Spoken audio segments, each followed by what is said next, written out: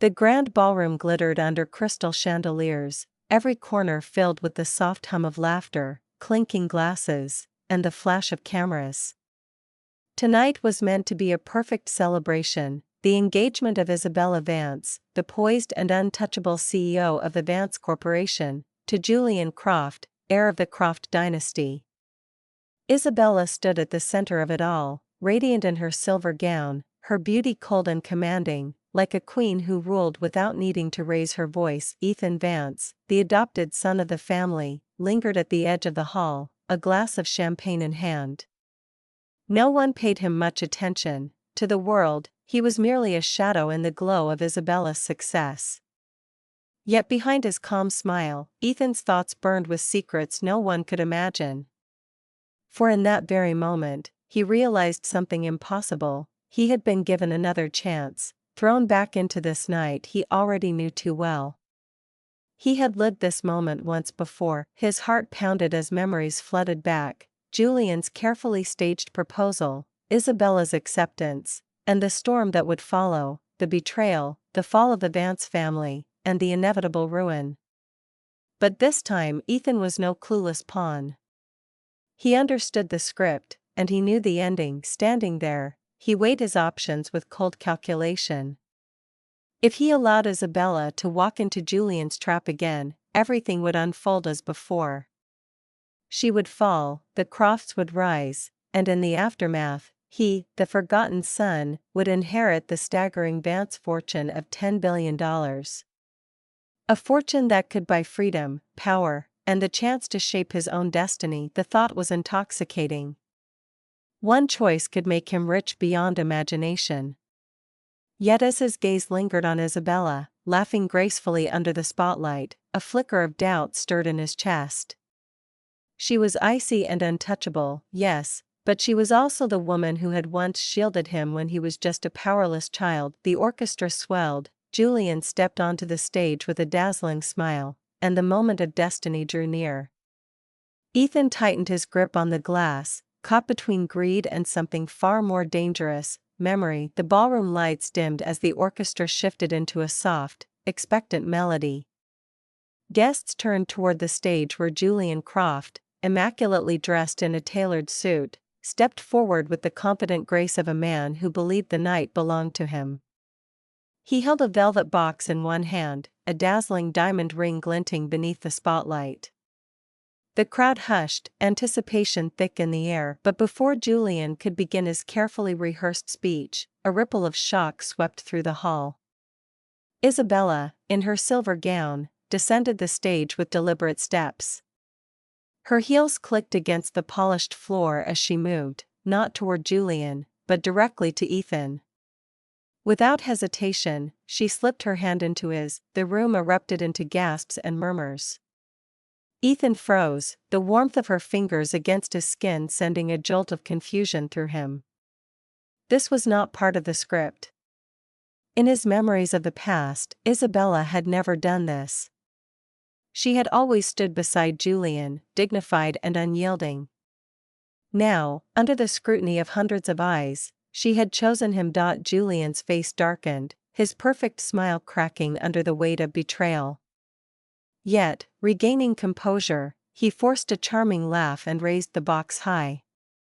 "Ladies and gentlemen," he declared, his voice ringing out, "tonight, I have the honor of asking Isabella Vance to be my wife." The spotlight swung back to Isabella, who still held Ethan's hand. She didn't reject Julian outright, nor did she accept. Instead, her eyes searched the crowd until they fell upon her parents, who had yet to arrive. Calmly, she said, "I will not answer until my mother and father are here. Their blessing means everything to me." The crowd murmured again, surprised by her restraint. Julian swallowed his frustration, masking it with another smile. He could wait, or so he thought. Then came the blow no one expected. Isabella lifted her chin, her voice clear and unwavering. "Until that moment," she continued, "I will allow fate to decide. Let Julian and Ethan compete fairly for my heart. I will not choose until one proves himself truly worthy." The hall erupted into chaos. Julian's knuckles whitened around the ring box, fury flashing in his eyes. Ethan, still gripping Isabella's hand, could only stare at her in disbelief. This was no longer the story he remembered. Isabella had rewritten the script and dragged him into the center of it. The chaos of Isabella's declaration still lingered in the ballroom like smoke after a fire. Guests whispered furiously behind jeweled hands, eyes darting between Julian's thunderous expression and Ethan's calm, unreadable face. To them, Ethan was nothing more than an adopted son, an outsider. How could he stand as a rival against Julian Croft, heir to an empire? Julian wasted no time. He cornered Ethan near the edge of the hall, his smile tight, his voice dripping with arrogance. "Don't fool yourself," Julian sneered, slipping a sleek black Amex card into Ethan's pocket. "You're not my competition. Take this, play along, and stay out of my way. I'll make it worth your while." Ethan let the card sit heavy against his chest, feigning indifference. Outwardly, he gave a slow nod, as though conceding defeat. "Relax," he said smoothly, lifting his glass in mock salute. "I'm not interested in stealing your bride. If Isabella wants you, she's yours. I'll even cheer for you, if that makes you sleep better at night." Julian's smirk returned, satisfied. To everyone watching, it looked like Ethan had backed down, surrendering before the war even began. But inside, Ethan's mind was sharper than ever. The card was a weapon, and he intended to use it, yet the true surprise came moments later. As the evening carried on and glasses of champagne flowed, whispers spread, Isabella was gone. She had slipped away from the celebration, leaving the guests, the ring, and Julian's carefully staged proposal behind. When Ethan finally stepped outside, the cold night air hit him like a revelation. A sleek car had already departed minutes before, headed toward the Vance estate. Isabella hadn't stayed to play the part of dutiful fiancée, she had abandoned the stage entirely. Ethan stood at the curb, the black card still burning in his pocket, his lips curling into a faint, ironic smile. "So," he murmured to himself, "the queen has retreated to her castle." The game was changing faster than he expected. And for the first time, he wasn't sure if he was still the one holding the pen to rewrite the script. The Vance mansion loomed against the midnight sky, its towering gates closing behind Isabella's sleek car. Ethan followed soon after, the weight of the black Amex card still tucked in his pocket like a silent curse. He barely had time to step into the marble-floored foyer before Isabella's heels struck sharply against the tiles. She wasted no words. Her hand lashed out, grabbing him by the collar and slamming him against the wall with startling strength. "What were you thinking?" she hissed, eyes blazing with the same cold fury he remembered from their childhood. Her nails dug into his shirt as though she could tear the betrayal from his skin. "Holding my hand in front of everyone, do you enjoy humiliating me?" The pain was familiar, almost nostalgic. Ethan remembered too many nights where her temper had left bruises that no one dared question. He clenched his jaw, refusing to fight back. This was Isabella, the untouchable queen, both tormentor and protector, but before she could strike again, the sound of footsteps broke the standoff. Mr. and Mrs. Vance appeared at the top of the grand staircase, their expressions softened by age and expectation. "Isabella," her mother said gently, "perhaps it isn't so bad, the two of you together. You've grown up side by side. Who else could understand you better than Ethan?" Her father nodded in agreement. "Julian Croft may be powerful, but trust is worth more than wealth. We've always hoped." His words trailed, heavy with implication. Ethan's heart sank. This was wrong. The plan had always been clear: Isabella marries Julian, falls, and Ethan rises to inherit everything. Yet in a cruel twist, his guardians now wanted the opposite. Isabella released him suddenly, smoothing her gown as if nothing had happened. Then she looked directly at her parents, her voice calm but decisive. "Perhaps you're right," she said. "I like Ethan. I always have." The words struck like a blade, cutting straight through Ethan's carefully laid scheme. For the first time since his rebirth, the script wasn't just shifting, it was shattering in her hands. The morning sun filtered through the tall glass windows of the Vance mansion, scattering golden light across the polished floor. Ethan descended the staircase, rehearsing his next move. His plan was simple: keep acting like the devoted fool, the hopeless simp who adored Isabella beyond reason. If he pushed the story back onto its original tracks, she would eventually tire of him, chase Julian, and everything would fall neatly into place. At breakfast, he played his part well.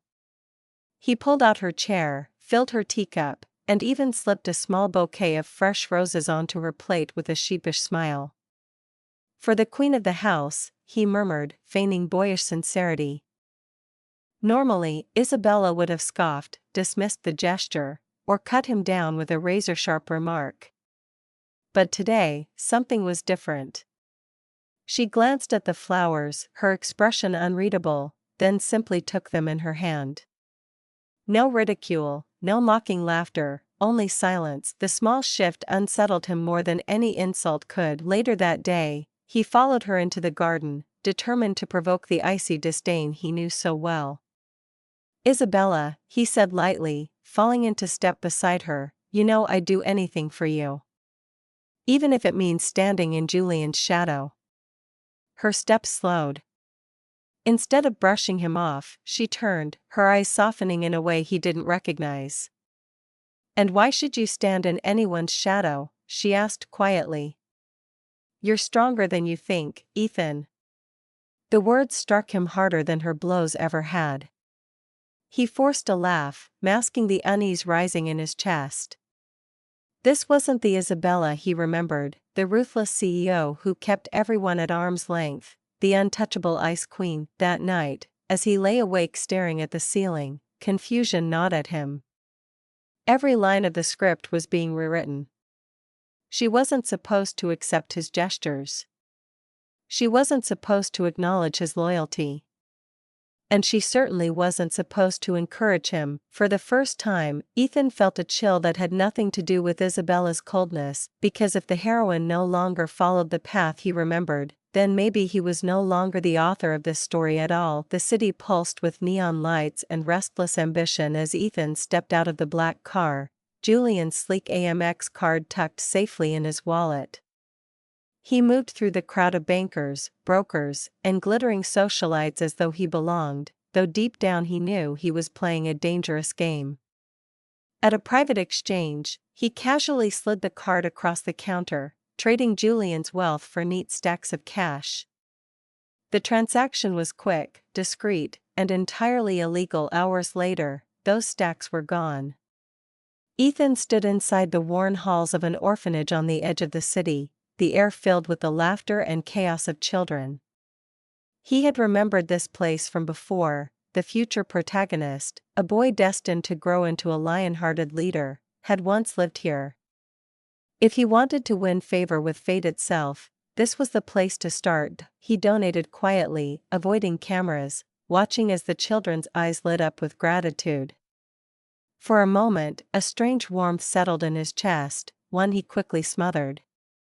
This wasn't kindness. This was strategy. When he returned to the Vance mansion, however, strategy nearly unraveled.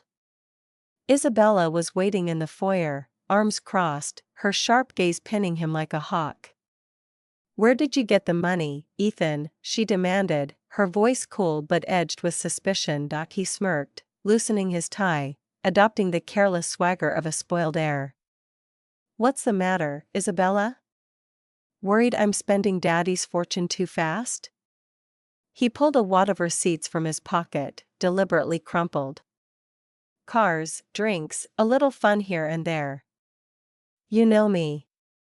Reckless, irresponsible, hopeless." Her eyes narrowed, searching his face for the lie. For a long, tense moment, he thought she might see through the mask.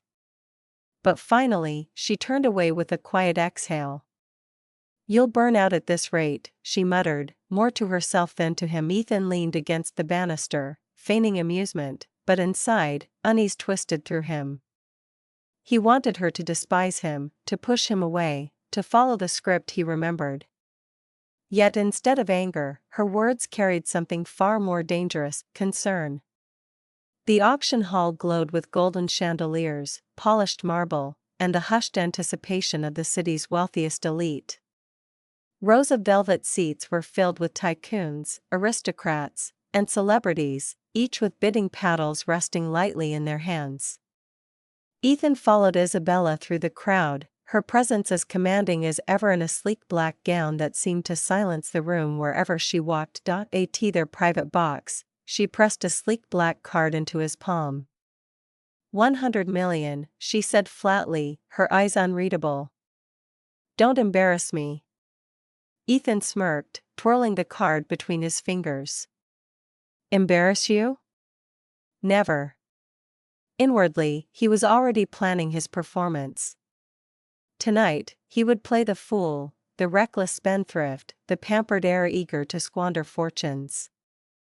If Isabella grew disgusted with him, she would turn toward Julian as fate intended. The first item, an antique pocket watch, appeared on the stage. Ethan's memory jolted. He remembered it belonged to a mentor figure of the story's true protagonist. Without hesitation, he raised his paddle.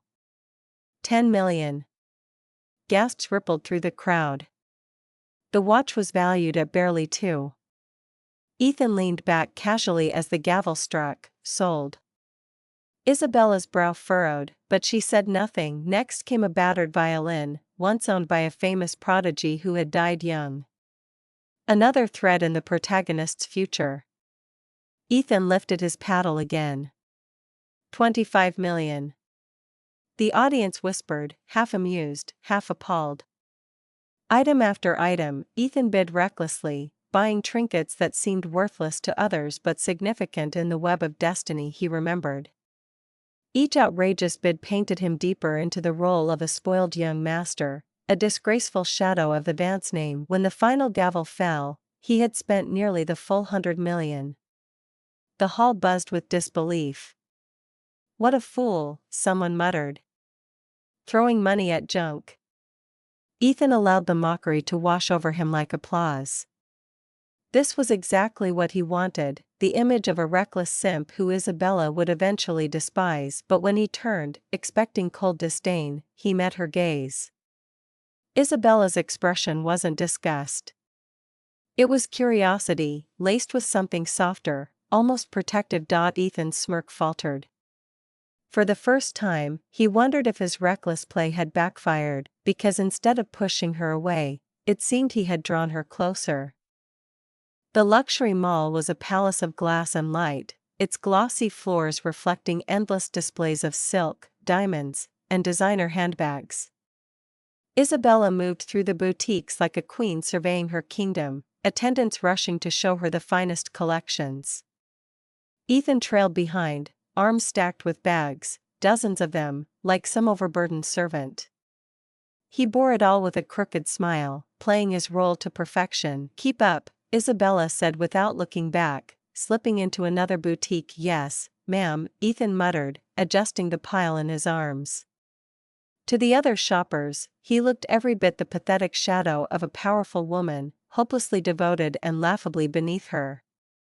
Exactly as he intended, but the trap came swiftly.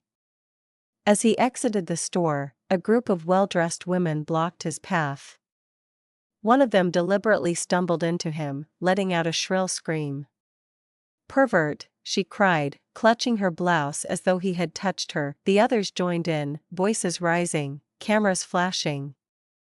Within seconds, the scene was chaos.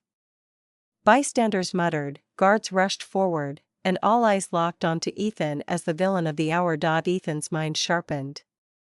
This wasn't coincidence, it reeked of Julian Croft's handiwork. Shifting the bags, he slipped through the crowd, ignoring the jeers. The more they saw him as a disgrace, the safer his mask would be. Still, something in his gut urged him onward. Turning a corner, he froze. Down a deserted corridor of the mall, Julian had Isabella pinned against a wall, his hand gripping her wrist, his smile venomous. "Marry me, Isabella," Julian whispered harshly. "Your company, your family's name, they belong with me. Stop pretending otherwise." Her struggle was silent but fierce, her eyes blazing with hatred. Ethan dropped the bags, his voice cutting through the corridor. "Let her go, Julian." Julian sneered. "And what will you do? Carry her shopping bags at me?" Ethan lifted his phone, the screen glowing with the red circle of recording. "This angle is flattering. Imagine the headlines: Croft heir assaults Vance CEO in broad daylight." For a moment, Julian's composure cracked. With a curse, he released her and stormed away, his threats lingering in the air. Isabella stood still, breathing hard, then turned to Ethan. For once, there was no coldness in her gaze. Only silence, and the weight of unspoken gratitude. The atmosphere in the penthouse was strangely quiet after Isabella escaped Julian's grasp. She showed no fear or weakness like most women would. Instead, her calm, indifferent demeanor made Ethan more unsettled than ever. That night, just as he was about to retreat to his room, Isabella suddenly called out, "Sit down. I prepared dinner." On the dining table, exquisite dishes were laid out with care. Isabella rarely touched the kitchen, yet this time she had cooked herself, leaving Ethan both surprised and suspicious. He sat cautiously, trying to maintain his usual careless facade. During the meal, Isabella silently poured red wine, her eyes sharp as if scrutinizing him. "Ethan, you always act reckless, squandering money like a fool. But why do I feel you're not as shallow as you pretend to be?" Her question cut deep, making Ethan pause. He forced a laugh, masking his unease. "What, do you expect me to be a saint? I just want to enjoy life, that's all." Isabella didn't reply. Instead, she raised her glass and pressed him to drink. The strong wine gradually seeped into his system, heating the air between them. Ethan tried to stay clear-headed, but the intoxication, coupled with Isabella's half-cold, half-challenging gaze, made it impossible to resist. That night, the distance between them blurred. Laughter mixed with unsteady breaths filled the silence. Ethan realized he had strayed far from his original plan. He was supposed to remain the useless playboy, detached and unworthy, ensuring Isabella would eventually despise him. But now, not only had he crossed a physical line, a dangerous warmth was blooming in his chest. The next morning, as sunlight filtered through the curtains, Isabella sat calmly at her desk, expression unreadable. Ethan awoke with fragments of the previous night flashing in his mind, his pulse racing wildly. He muttered inwardly, "No. This wasn't supposed to happen. If I get dragged deeper into this, everything will spin out of control." Yet, in Isabella's composed gaze, there seemed to be another secret, something Ethan had yet to uncover. Morning sunlight slipped quietly through the heavy curtains, casting a soft golden glow across the spacious room. Ethan stirred awake, his head still heavy with lingering traces of alcohol. He raised a hand to his forehead, trying to piece together the chaotic fragments of the night before. Laughter, sharp gazes, warmth pressed far too close. Then, a subtle movement made him freeze. Right beside him, Isabella lay still, her silky black hair spilling carelessly over the pillow. She was no longer in the elegant gown from last night, but in a thin silk nightdress that revealed just enough to make Ethan's heart pound. Her calm, steady breathing cut into him like a blade. No way. His mind reeled, desperate to convince himself it was all just an illusion caused by wine. But the tangled sheets, the scattered traces in the room, and the lingering warmth on his skin, all of it screamed the truth he didn't want to face. Isabella's eyes fluttered open. Without the slightest embarrassment, she looked directly at him. Her voice was low, cold, yet carrying an unreadable weight. How long do you plan on pretending? Last night happened, and you know it. Ethan's chest tightened. Never in his plan had he imagined things spiraling this far. He was supposed to play the fool, the lovesick simp, the disposable pawn. But if they had truly crossed this line, the entire storyline he thought he controlled was unraveling fast. He forced a strained laugh, masking his panic. It was just an accident. A mistake. Isabella arched an eyebrow, her lips curving into a half-smile that was neither warm nor mocking. Maybe to you, it was a mistake. But for me, I don't think so. Her words struck him silent. In the depths of her gaze, he no longer saw only the cold, untouchable CEO from the script he remembered. Instead, he saw a woman who had seized the upper hand, pulling him into a new game, a game where the rules were no longer his to decide.